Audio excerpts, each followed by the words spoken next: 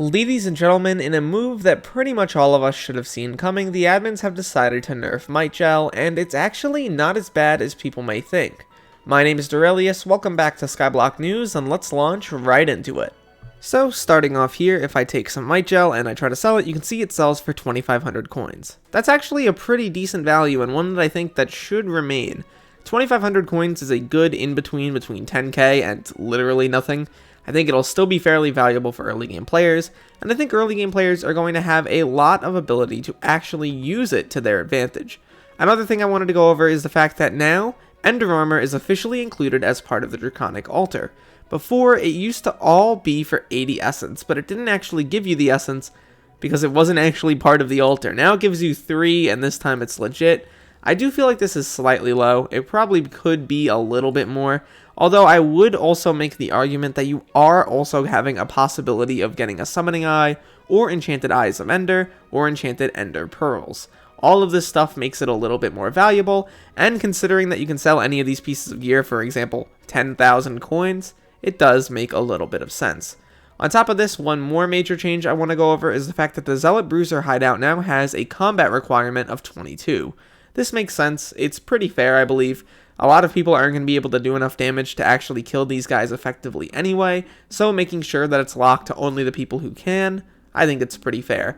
Also, it serves as a good in-between for people about to go to the Crimson Isle, which I think is the best overall part of the update. The fact that we're finally getting more content between the base Ender Island and also the Crimson Isle.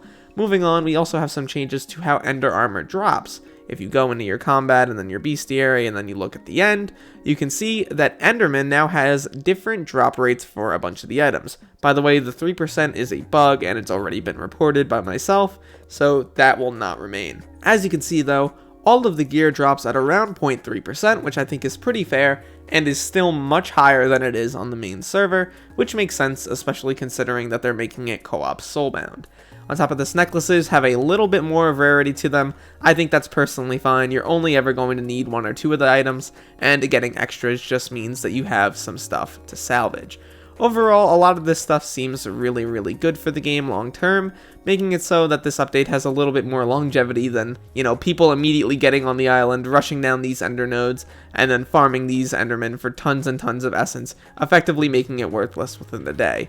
I'm really happy that they're doing this on the Alpha Network. The admins seem to be putting a lot more effort into actually making sure that these updates come out balanced and well made, and I'm really happy about it. They've been doing an excellent job, especially over the last 2 months. So, really good job there. Something else that I figure is a little bit weird is that this guy did not move yet.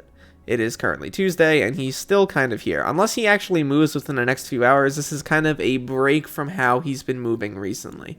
Usually every Tuesday, by the middle of the day, the guy has already moved to his next destination, and he is not so far. This makes me think further that he's tied to the end update in some way, shape, or form. Obviously, if you click on him, he says that he can go to the end island, which, obviously makes a little bit of sense there.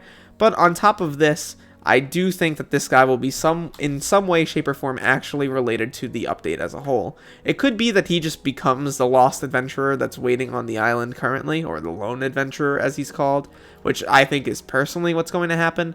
But at the same time, we don't really know, and we don't really know his lore or story that they're trying to talk about. He definitely has some relation to the rift at the top of the mountain, but at the end of the day, we're going to have to wait and see how that plays out. It's actually been really nice to see the admins focus so hard on updating and balancing an update before it actually comes onto the main server for a change, and I really hope that this trend continues.